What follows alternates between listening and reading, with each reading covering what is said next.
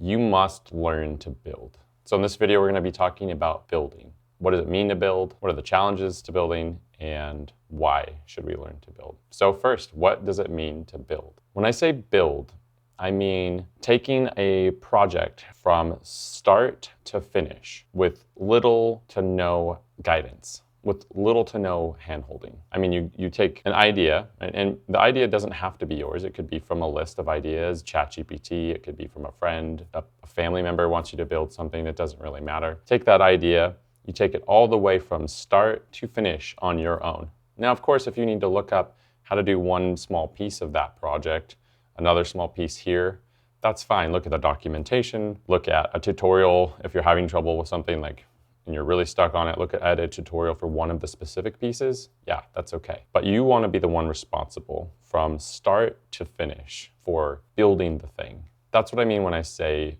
build. You must learn to build projects from start to finish with little to no guidance. But there's some challenges to learning to build. So let's talk about those. The first one is it's hard. The process that I'm describing to get to the point where you can take a project from start to finish with little guidance, it's hard. It's really hard. If it was easy, everyone would make their own apps. That's why you have friends who say things like, oh man, if I could make apps, I would make this app and get rich. Oh, first, that's not true. And second, there's a reason why that friend doesn't know how to make apps. It's hard. Taking a project, taking an idea from start to finish is actually really difficult. But there's other challenges. So difficult, yeah, it's hard, but there's also other challenges. There's imposter syndrome. Imposter syndrome is a real thing. What's imposter syndrome? Well, you have the ability, you have the skills, you have the experience, and yet you still feel inadequate. You still feel like you're terrible. You still feel like you're the worst. You still feel like you amount to nothing, or you still feel like you can't do the things that you've even done in the past, even multiple times. That's imposter syndrome. I've experienced it. It's not comfortable. It does not feel good, but it's really common. It happens in other fields as well, but it's also super common in software engineering because there's just so much stuff that we have to learn. There's so many different things that we have to understand and piece together to build projects, to solve problems, that it can be overwhelming. And so it's real. It's a challenge, imposter syndrome. There's also just good old-fashioned procrastination. Who has not been bitten by the procrastination bug? I mean, you're sitting there and you have this idea and you really want to build this project and you're excited about it and your desk is a mess and your car needs to be cleaned and your house needs to be cleaned and your files need to be organized and your socks need to be sorted, and you find excuses and you start doing anything else besides taking that next step in the project that will help you build it from scratch or add a feature or get to that next level or fix some bug in it. And so there's a challenge. Another challenge to learning to build is that there's just so many things you have to learn. So like if you wanted to make like a simple game, you have to learn how to like move things around on the screen.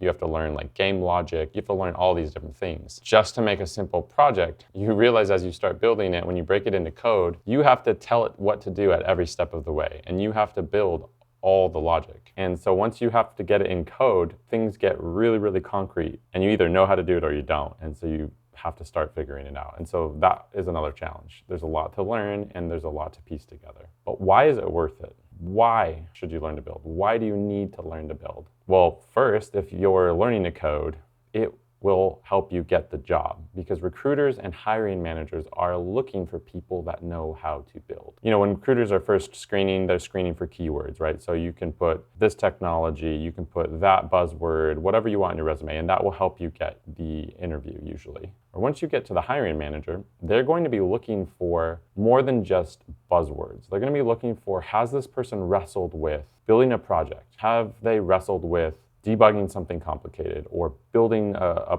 complex system, building something from scratch? Are they passionate about some sort of project or projects that they've worked on recently? Are they going to be able to fix, debug, and build things if I hire them? And so you should learn to build if you're learning to code because it will help you get the job. Number two, the next thing is building is the job. So get used to it now. If you want to be a software engineer, start building now. If you're learning to code, start building now because that's what you'll be doing when you get hired. That's what that job actually is. And the better you can get at it now, the better you'll be at your job when you get hired. And then let's say you get hired and you're now at a company. Learning to build or build better will help you bring more value to your employer or your future employer. So learning to build will allow you to become more useful, to become more indispensable to your employer. And this is a great place to be in. This helps you get promoted. This helps give you more leverage in the types of projects that you take on. People will ask you for your opinion because you're a builder and you can build and deliver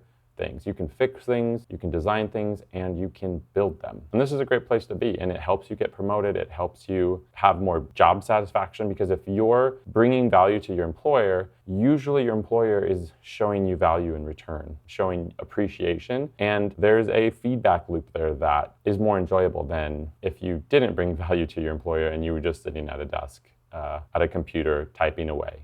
So learning to build also helps you enjoy your job better and bring more value to your employer. And lastly, learning to build is a tool to help you level up. If you get better at building, if you get better at building more complex or more scalable solutions, more scalable apps or systems, this will help you level up and get promoted. This will help you get to the next level or prepare for the next job that you're interviewing for or whatever it is. So if you're stuck in a tutorial loop, if you're even just stuck maybe already in the job and you want to level up, learn to build more, even small projects.